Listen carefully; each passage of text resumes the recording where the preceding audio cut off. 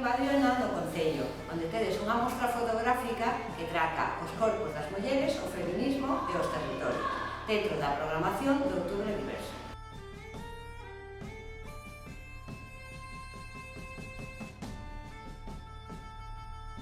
Pois o proceso para a elaboración das fotografías que ides a ver e que forman parte desta exposición nace un pouco dun convite que nos chega dende a Comisión de Sexodiversidade da Galleira, que é un centro cultural que hai en Ourense, que elabora un fanzine que se chama Galiza Nación Queer. En este número 4 querían falar dos corpos, entón fixeron un convite aberto, a nos, algunhas de nós en Ourense chegounos ese convite, e quixemos espallalo a colegas, amigas, compañeiras, para que participaran e expuxeran un pouco pois, todo o que nos atravesa respecto aos corpos e que veredes na exposición.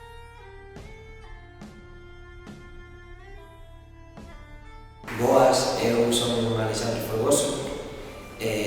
Esta mostra fotográfica é unha punta do iceberg, porque está a ser realmente este proceso horizontal do que forman parte de 15 mulleres. Todo isto naceu de unha colaboración que fixemos para o fanzine Galiza Nación Queer.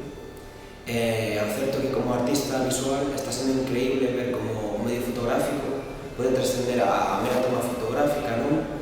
E como a foto, e a través da imaxe podemos coñecernos e mesmo construirnos. A verdade é que está sendo un proceso ben lindo, sobre todo co traballo individual con cada muller que trascende ao colectivo, que con esta colectividade que se recolle na mostra, desde as diferenzas de cada unha.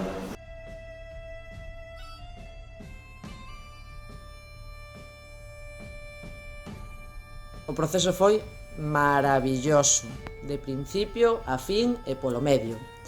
Houbo como dúas partes, unha primeira na que entre todas decidimos que queríamos contar, como contalo e onde contalo.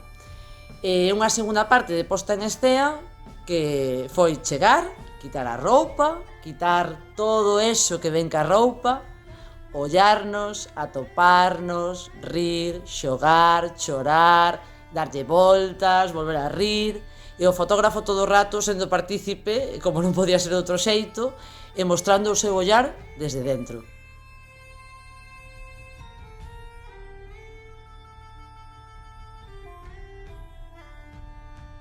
O que queremos transmitir con esta exposición é a opresión que poden chegar a ser os corpos en calquer tipo de ámbito da vida cotidiana. Sufrimos opresión nas institucións durante a maternidade. Hai opresións que atañen a corpos non normativos, os corpos grandes. Temos distintas situacións que nos gustaría denunciar e deixar aquí latente e patente que do que non se fala non existe, o cual necesitamos que se fale moito máis de todo o que implica o noso corpo.